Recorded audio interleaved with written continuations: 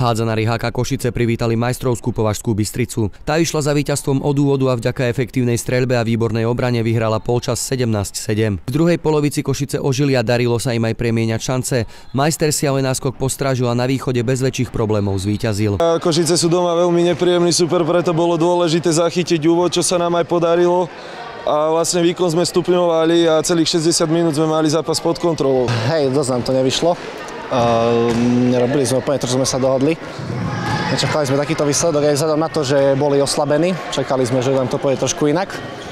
A bolo tam veľa chyb. V 10. minúte prehrávali domáci 2-4, v 20. to už bolo 3-12. Táto pasáž bola rozhodujúca. K dominancii hostí prispel aj brankár Kovačin, ktorý to košickým strelcom poriadne sťažoval. S chalanmi sa poznáme v podstate od žiakov, proti sebe hrávame a raz to vyjde jednému, raz to vyjde druhému, tak chvála Bohu, dneska to vyšlo nám. V prvom polčase Košice strelili iba 7 gólov a prehrali ho 7-17. V tom druhom výkon zlepšili, no 10-gólové manko ostalo aj po záverečnej siréne. Streľba katastrofa v prvom polčase, nás Laco Kovačin prečítal. Hej, sme sa na polčas dohodli, že to stiahneme, nech vyhráme aspoň druhý polčas. No, ale sa nám ani to v závere nepodarilo. Košice prehrali 3 súťažné duely v rade, čo pred blížiacim sa záverom sezóny nie je najlepšie znamenie. Nevyzerá to, že sme v dobrej forme, ale ja verím, že ju nájdeme a v tých ďalších zápasoch to zmeníme na pozitívnu vlnu. HK Košice, MŠK Považská Bystrica 21-31.